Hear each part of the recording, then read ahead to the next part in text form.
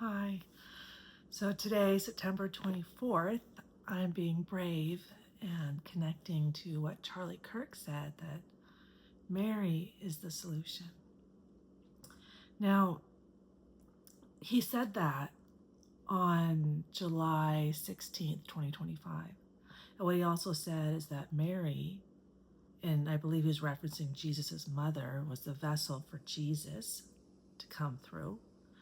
And she, worked a lot with the early Christians, and that she could be a source of wisdom to help with toxic feminism, toxic femininity, and help women become more pious and modest and such. So I really resonated with that. And so I said, okay, well, yeah, he's referencing Mary, Jesus's mother, but there's another Mary that has been hidden. She was called a prostitute in the 6th century by the Pope then, and only in 1969, after the Gospel of Mary was found in 1897, and again in 1945, did the Pope decide to make her an apostle, and then 2016 make her the top apostle. So she has, resurged when people are ready for her wisdom. And her wisdom was all around self-love and the Christ consciousness within, heaven within. Heaven isn't created outside of ourselves. Jesus is not going to bring heaven into the land. Heaven is created in our hearts and then projected externally onto the quantum field, onto the other souls. And the souls that we resonate with, that have aligned energy with us, whether it's shame, guilt, and fear, or it's love, compassion, and enlightenment, those are the souls that we attract into our lives so that we can see ourselves, see where we have wisdom, and see where we can grow. So that's what I've been doing. But I didn't know that my soul, there's a lot of signs and synchronicities that my soul is the same soul as Mary Magdalene. So during my first enlightenment experience in 2024, March of 2024, I was shown that viewing God as singular brings imbalance to the collective. And here's how that works. So God being singular and masculine, then creation, both creation and orchestration are assigned to him, and he gets credit for that. So creation is feminine. It's a right-brained activity with forgiveness and compassion and nurturing. Left brain is orchestration, planning, strategizing, achieving, hierarchy. So when you take feminine value to create human life, like creation, right? Like the feminine womb, when you give credit for the feminine womb to the man, then where's the feminine value, right? So that leads to devaluing the woman's role in the home. One man, multiple women. Men deserve multiple women, but women, have to be monogamous to their man. That it's okay to rape a woman. It's okay to do a lot of things to a woman because she's just a woman. The man is the leader and she's just the helper.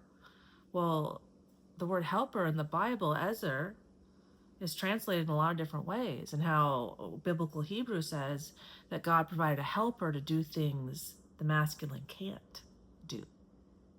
Like forgiveness, compassion, nurturing, right-brained activity, feminine hormone-producing activities. So when I saw that during my enlightenment, I was like, oh, well, we're made in God's image, but reality is dual in nature. Masculine, feminine, tall, short, beautiful, ugly. So why, if we're made in God's image, how can reality be dual if God's not dual? Well, maybe we have a misperception of what God is. Having an enlightenment, might as well go for it, right? Let's go. I'm done with the patriarchy. I'm done with failed relationships. I'm fucking done. Done. And it's time for self-healing. I started in 2012. The Mayan calendar told us that. So I want to heal. I want my man. I'm done. So anyway, once I saw that, I was like, okay, well, what if we apply that to the family, right? Then, women have been saying we want equality, but what are they talking about? Oh, well, you have equal rights. You can work. That's not what they're talking about. We want femininity to truly be equally valued as masculinity. So if God is he and God creates, then that is the source of our issue. Our whole perception starts there. So let's make God dual in nature. And if God's dual in nature, then there's both the feminine is the center of the household, equally powerful, equally necessary to the leader of the household. She occupies the center, he occupies the lead. She creates the purpose for all of his work. You know, the need for a house, the kids, resources. And then he provides and protects.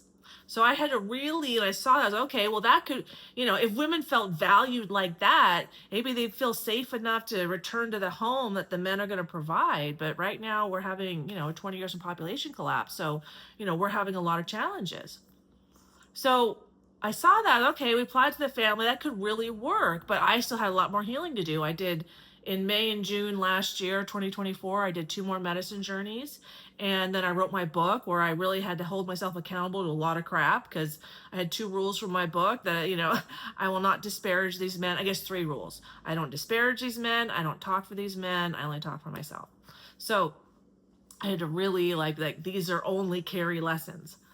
So then, in the fall, that first enlightenment prepared me for the second enlightenment. So after I had that wisdom, then I faced my fears that my daughters had been sexually abused by their father, which they hadn't, but I had to release those fears. And then I was ready to face why I had the fears that my daughters would be raped. I had been raped. So that situation is, I'm still working through it. So I can't speak in definitives, but this is what I've been shown and this is what's come out of me. So I'll get that in a second. But when I was guided to get back to my first hero from my childhood, I'll call him JC. Those are his initials, like Jesus Christ, right? My birthday is June 25th. All the synchronicities. Okay, so after I reached out to him, I had a huge opening. I'm going in and out of enlightenment, and I was like, wow, this connection's not like the 5 other men. It's just not the same. And in my intuition, the day I was guided to reach out, my intuition told me to make these posts on Instagram, feminine, calling in her masculine, pair bonds, like all these things. And I was like, and I went for it because I knew I had to do it. Like, my intuition told me to reach out to Justin Waller, Andrew Tate's best friend. That worked out for me. So, okay, I'll do this too. I was a 52-year-old woman in Ventura, California with 3 kids reaching out to Andrew Tate's best friend. Okay. It was part of my soul's plan, so it worked out for me. Okay, so then it was like, wow, fireworks. So I asked the universe how souls are created, like how the feminine and masculine souls are created. So they explained it to me that the feminine soul, that there's a soul, and then the intent to create the masculine soul creates the feminine soul, and the feminine soul tears out half of her heart chakra to create the masculine soul. Right? So, which explains a lot to me. And I see, I know something is true when I see it, like in science, when that truth is resonated also in science. So that makes women source energy, creation energy, life force energy. So our nervous system is more robust than men's nervous system, evidenced in 2 ways. One, higher infant mortality rate with male infants. And 2, like I've had nerve tests done on my nerves and my neck, down my arms, because I had pinched nerves here really badly. And so the neurologist told me during those nerve tests, he has to run a much higher current through women's nerves because the nervous system is much more robust. And that level of current makes men throw up. You know, men and women are not designed the same. Men's nervous system is more fragile, but then it's more fragile. They're more willing to take on risk. They leave the home and they come back. They leave source creation energy and then come back. That's the providing and the protecting. And I'm here, you know, all the men in my book, multiple women. I had a wound that I'm replaceable. And so that was one way my soul showed me myself, was to mirror men with multiple women. Like, I'm just not that valuable, right? And I attract in these top tier men who have multiple women, who have an avoidant attachment style with a likely sex addiction. You know, it's like Andrew Tate was warm up for the fire department, who was warm up for the FBI, and then, you know, executives, you know. So okay.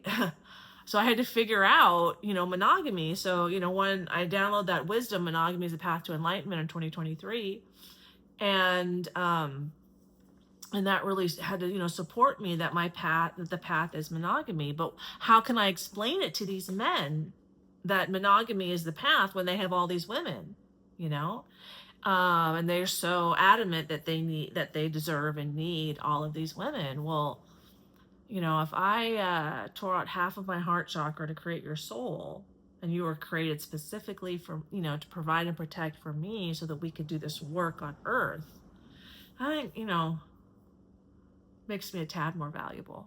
You know, and then but I wasn't ready to receive that level of value. My first enlightenment experience, I needed another 6-7 months, you know, to be ready to receive that level of wisdom. So in receiving that level of wisdom, it's like, well, a soul is split into two. We were one and we split into two.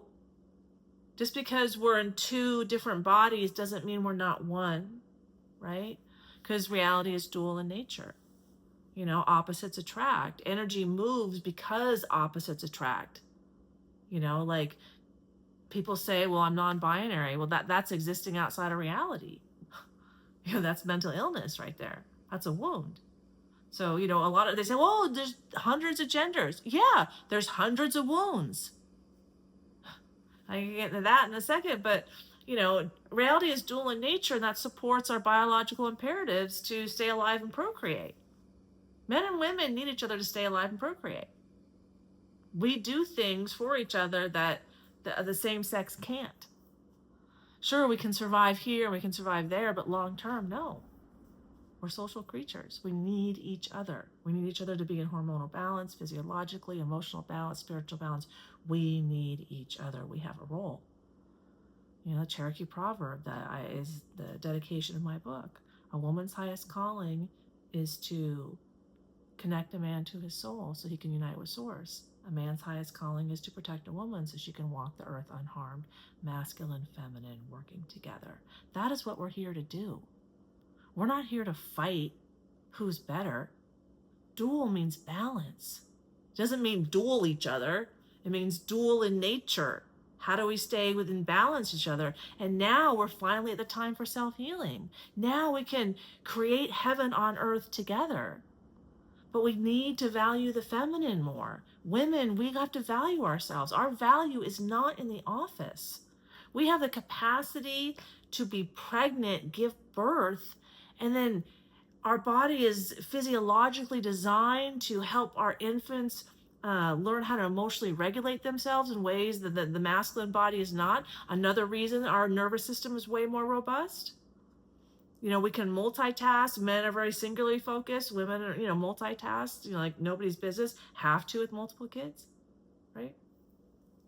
Then we have, you know, women nurse, like that's 40 hours a week. And we are designed to teach children how to love themselves. That's the first 7 years. And then the men, then they get to take them outside more. And then the masculine, the husband, is responsible for modeling the kids how to treat other people, starting with the mother. So if we have the mothers at home valuing themselves, saying, I'm so valuable at home because I'm raising the next generation. 50% of our kids do not have a secure attachment to self. That means they either anxious attachment or avoidant attachment, or somewhere in between. Mentally ill, you know? Kids can't learn because they're so distracted because they never learned how to regulate their emotions because their parents don't know and their parents don't know, because we put women in the workforce and just ignored the fact that women do work at home, do the emotional work that's necessary to maintain a mentally healthy society.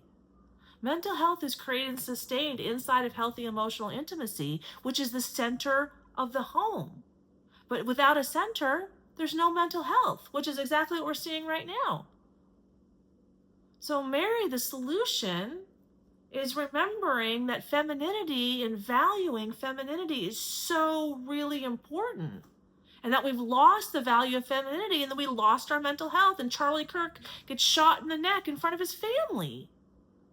Peaceful man, teaching us all how to have conversations without killing each other. And he's so powerful now.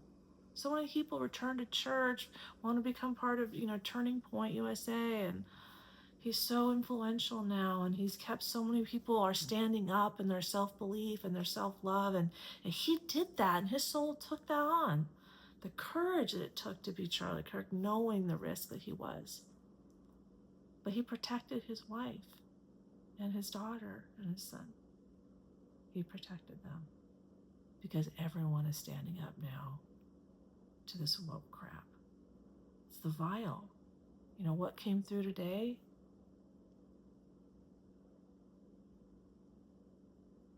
That I can say that Obama is the Antichrist. Obama brought transgenderism and homosexuality into the White House.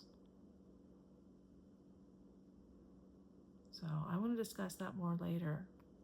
But we can't have, reality is dual in nature. Biological imperative to procreate. Wounds are why we're here, to transform those wounds into wisdom, to find the diamond inside the pressure and the coal in our shadows. It takes time. It took me 35 years to my lower back pain. So please consider, how can we find a way to reflect the dual nature of God inside our homes and respect femininity as much as we value masculinity?